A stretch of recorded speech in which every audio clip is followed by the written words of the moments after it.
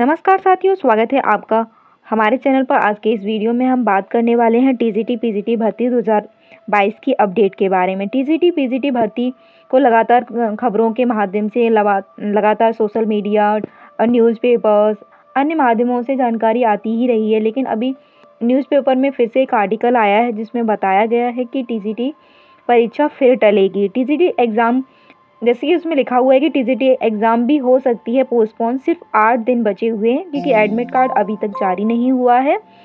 UP के अशासकीय सहायता प्राप्त माध्यमिक विद्यालयों में टीजीटी के 3539 पदों पर भर्ती के लिए 21 और 22 जुलाई को लिखित परीक्षा होने वाली थी, लेकिन अब इसका कोई आसार नहीं दिख रहा है क्योंकि ये लगभग निश्चित ही है ये पोस्टपोन हो जाए, क्योंकि माना जा रहा है ये निश्चित तौर पे ही पोस्टपोन हो जाएगी क्योंकि समय है ही नहीं। आज 14 जुलाई हो चुकी है, अभी भी आयोग की और शासन स्तर से आयोग ने इस पर कोई भी प्रतिक्रिया नहीं दिखाई है। इससे तो क्लियर ही है कि अब ये पोस्टपोन होने वाला ही। अब तक एडमिट कार्ड जारी नहीं हुए हैं और एग्ज़ाम केवल 8 दिन दूर है। तो सोमवार को उत्तर प्रदेश शिक्षा सेवा चयन आयोग की एक बैठक हुई थी जिसमें इस पर निर्णय हो सकता था, लेकिन ऐसा कुछ भी नहीं हुआ।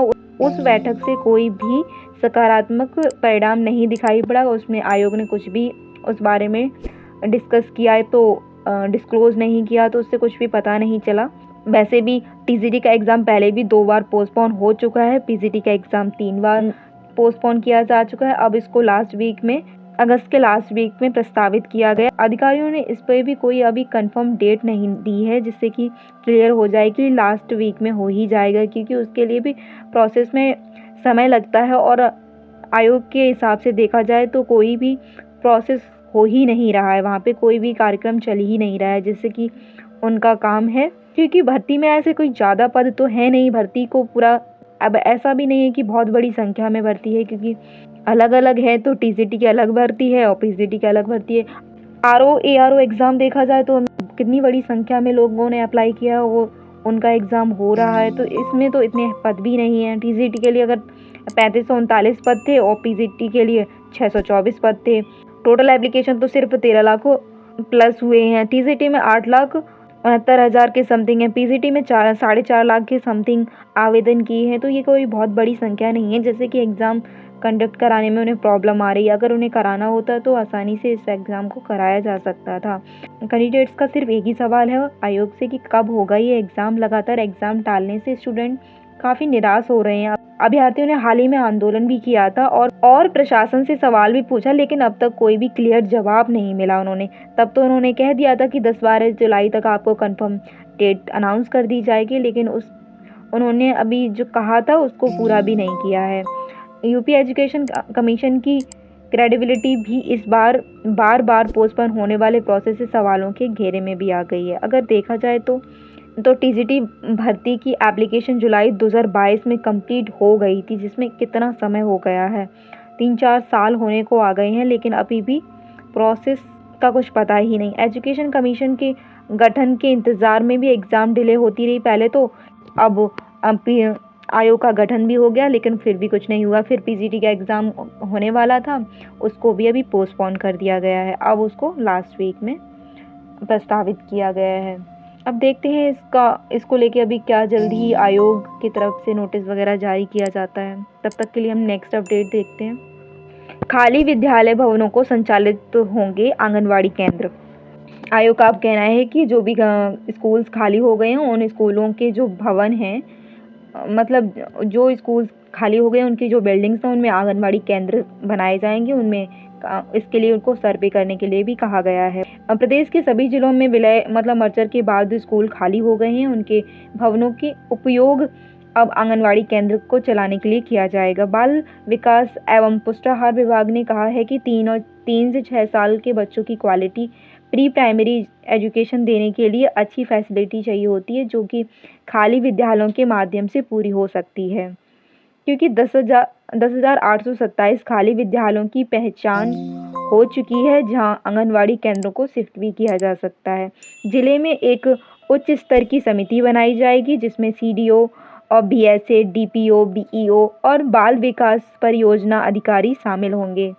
सर्वे की जिम्मेदारी बीईओ और बाल विकास परियोजना ऑफिसर्स को दी जाएगी। शिफ्टिंग और ये भी कहा गया है कि शिफ्टिंग सिर्फ उन्हीं आंगनवाड़ी केंद्रों की जाएगी जो मैक्सिमम 500 मीटर की दूरी पर होंगे और जिनके स्कूल्स की बिल्डिंग एकदम सही होगी, जिसमें मतलब सुरक्षा की दृष्टि से अगर देखा जाए तो टूटी-फूटी ना हो, उनकी छतें ठीक हों और उसमें सुचारू रूप से व्यवस्था चलाने योग्य अगर बिल्डिंग होगी तो उन्हीं में शिफ्ट किया जाएगा।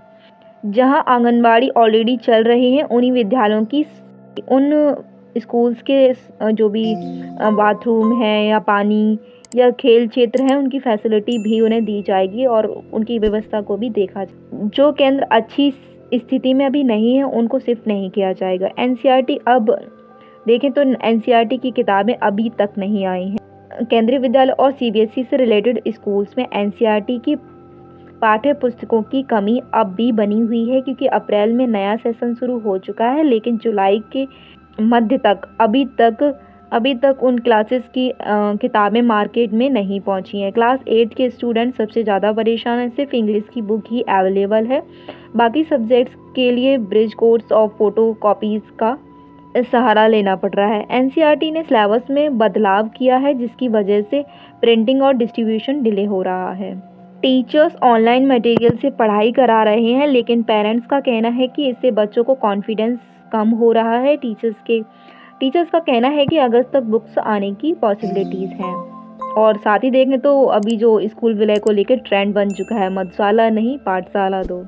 तो रविवार को सोशल मीडिया प्लेटफॉर्म एक्स मतलब ट्विटर पर मधुशाला नहीं पाठशाला दो हैशटैग के साथ डिजिटल मूवमेंट चलाया गया था, जिसमें टीचर्स, शिक्षा मित्र, डीएलएड ट्रेनीज और पेरेंट्स ने भी अपनी बात रखी है, जिसका असर इतना ज़्यादा रहा कि ये इंडिया में नंबर 1 ट्रेंड भी करा।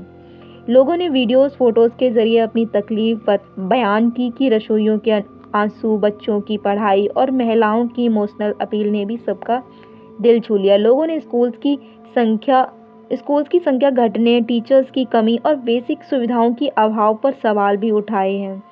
साथ ही अगर इधर जो सर्वे कहा गया है तो सर्वे के लिए भी अगर निर्देश आया है कि बाल विकास एवं पुष्टाहार विभाग के जो प्रमुख सचिव हैं उन्होंने कहा है कि डीएम से बहुत से जल्दी से 15 दिन के चरणों में इसको जल्दी से कंप्लीट कर लिया जाए।